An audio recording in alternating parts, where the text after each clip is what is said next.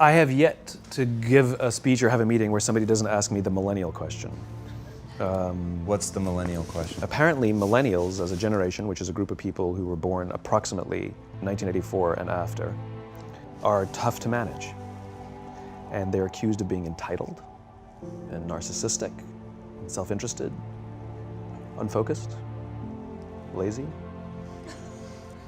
But entitled is the big one. And because they confound leadership so much, what's happening is leaders are asking the millennials, what do you want? And millennials are saying, we want to work in a place with purpose, love that. We want to make an impact, you know, whatever that means. We want free food and beanbags. And so somebody articulates some sort of purpose, there's lots of free food and there's beanbags, and yet for some reason, they're still not happy. And that's because they're missing, there's a missing piece. What I've learned is that I can break it down into 4 pieces, right? There are four things, 4 characteristics. One is parenting, the other one is technology, the third is impatience, and the fourth is environment. The generation that we call the millennials, too many of them grew up subject to, not my words, failed parenting strategies. Where, for example, they were told that they were special all the time. They were told that they could have anything they want in life, just because they want it. Some of them got into honors classes, not because they deserved it, but because their parents complained. And some of them got A's, not because they earned them, but because the teachers didn't want to deal with the parents. Some kids got participation medals. You got a medal for coming in last, right? Which the science we know is pretty clear, which is it devalues the medal and the reward for those who actually work hard, and it actually makes the person who comes in last feel embarrassed because they know they didn't deserve it, so it actually makes them feel worse, right? So you take this group of people, and they graduate school, and they get a job, and they're thrust into the real world, and in an instant, they find out they're not special, their moms can't get them a promotion, that you get nothing for coming in last, and by the way, you can't just have it because you want it. And in an instant, their entire self-image is shattered. And so you have an entire generation that's growing up with lower self-esteem than previous generations. The other problem, to compound it, is we're growing up in a Facebook, Instagram world. In other words, we're good at putting filters on things. We're good at showing people that life is amazing even though I'm depressed. And so everybody sounds tough, and everybody sounds like they got it all figured out. And the reality is there's very little toughness, and most people don't have it figured out. And so when the more senior people say, well, what should we do? They sound like, this is what you gotta do. And they have no clue, right? So you have an entire generation growing up with lower self-esteem than previous generations, right? Through no fault of their own, right? They were dealt a bad hand. Now let's add in technology. We know that engagement with social media and our cell phones releases a chemical called dopamine. That's why when you get a text, it feels good, right? So, you know, we've all had it where you're feeling a little bit down or feeling a bit lonely, and so you send out 10 texts to 10 friends, you know, hi, hi, hi, hi, hi, because it feels good when you get a response. It's why we count the likes, it's why we go back 10 times to see if my Instagram is growing slower, did I do something wrong? Do they not like me anymore, right? The trauma for young kids to be unfriended, right? Because we know when you get it, you get a hit of dopamine, which feels good. It's why we like it, it's why we keep going back to it. Dopamine is the exact same chemical that makes us feel good when we smoke, when we drink, and when we gamble. In other words, it's highly, highly addictive, right? We have age restrictions on smoking, gambling, and alcohol, and we have no age restrictions on social media and cell phones, which is the equivalent of opening up the liquor cabinet and saying to our teenagers, hey, by the way, this adolescence thing, if it gets you down. But that's basically what's happening. That's basically what's happening, right? That's basically what happened. You have an entire generation that has access to an addictive, numbing chemical called dopamine through social media and cell phones as they're going through the high stress of adolescence. Why is this important? Almost every alcoholic discovered alcohol when they were teenagers. When we're very, very young, the only approval we need is the approval of our parents. And as we go through adolescence, we make this transition where we now need the approval of our peers. Very frustrating for our parents, very important for us. It allows us to acculturate outside of our immediate families into the broader tribe, right? It's a highly, highly stressful and anxious period of our lives, and we're supposed to learn to rely on our friends. Some people, quite by accident, discover alcohol and numbing effects of dopamine to help them cope with the stresses and anxieties of adolescence. Unfortunately, that becomes hardwired in their brains, and for the rest of their lives, when they suffer significant stress, they will not turn to a person, they will turn to the bottle. Social stress, financial stress, career stress, that's pretty much the primary reasons why an alcoholic drinks, right?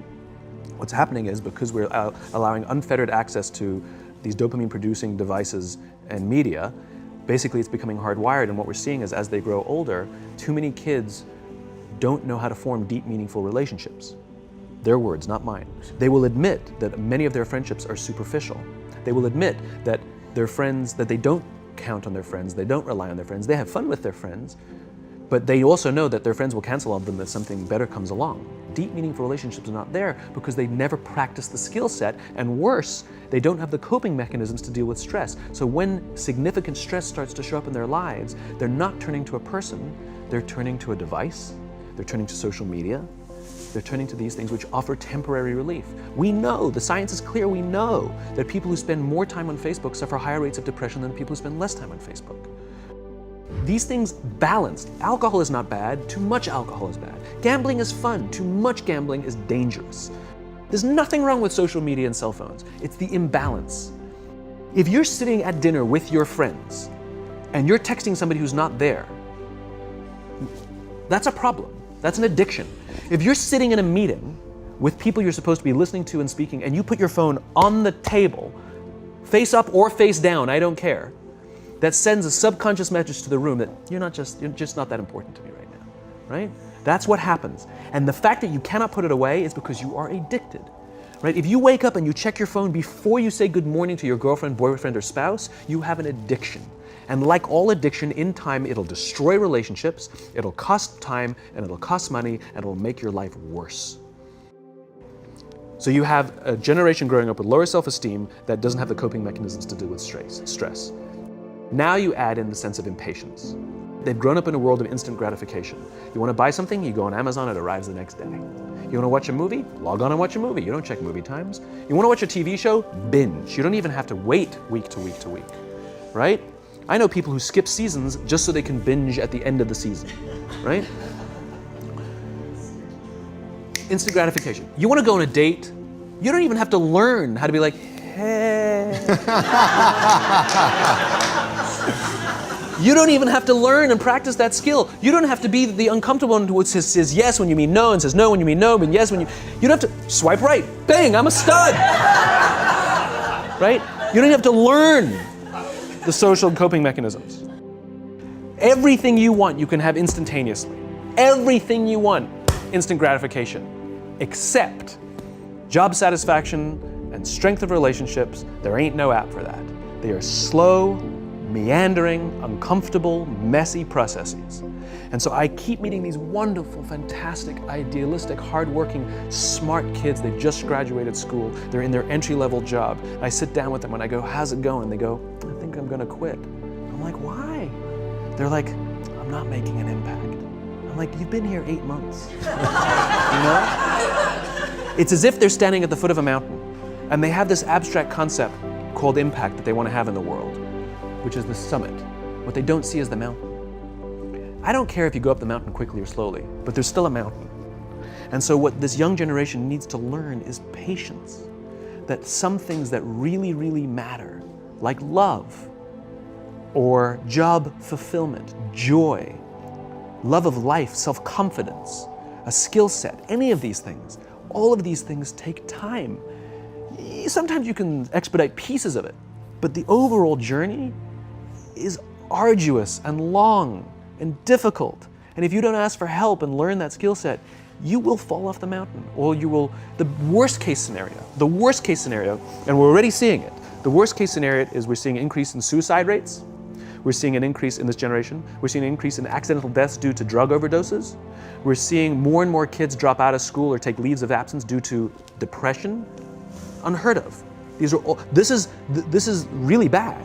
The best case scenario, those are all bad cases, right?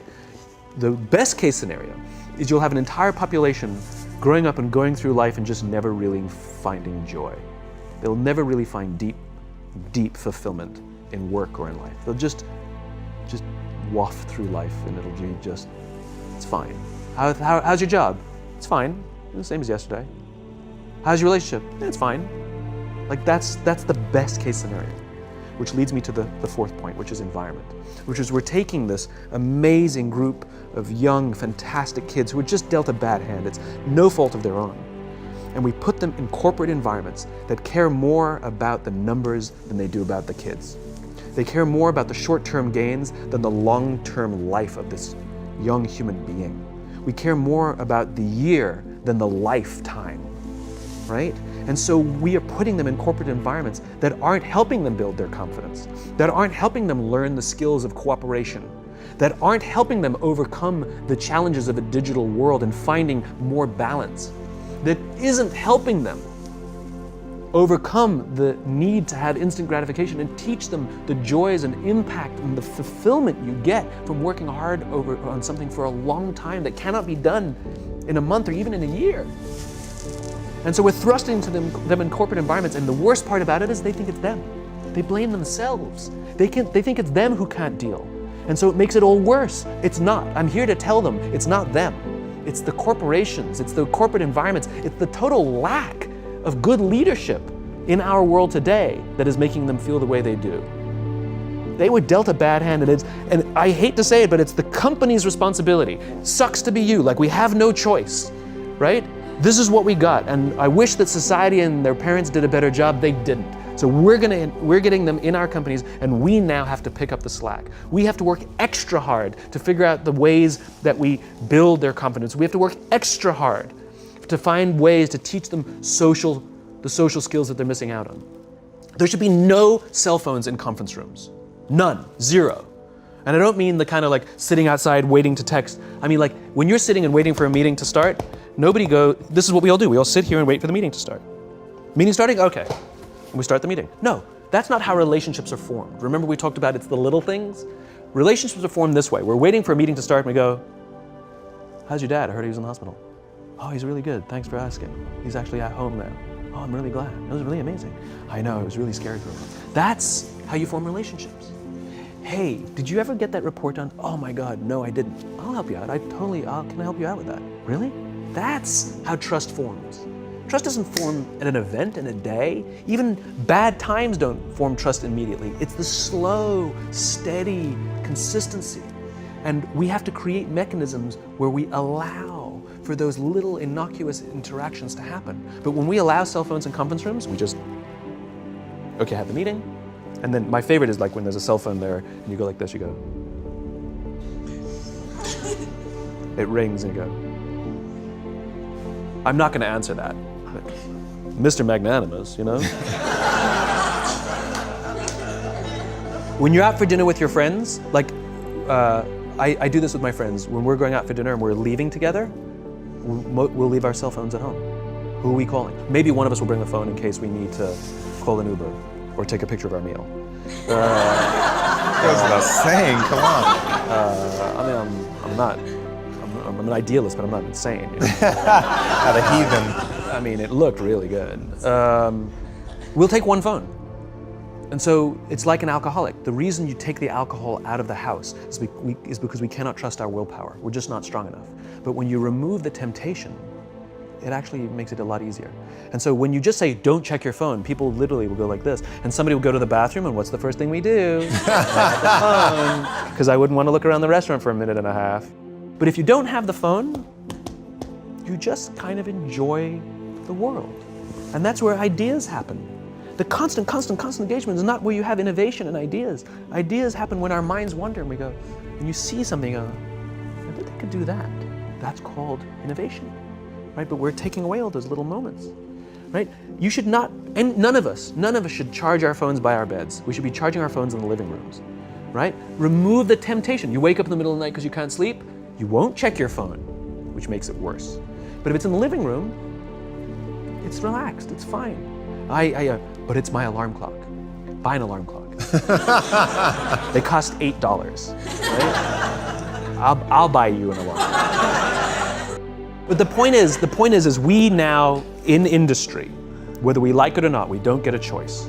We now have a responsibility to make up the shortfall and to help this amazing, idealistic, fantastic generation build their confidence, learn patience, learn the social skills, find a better balance between life and technology. Because, quite frankly, it's the right thing to do.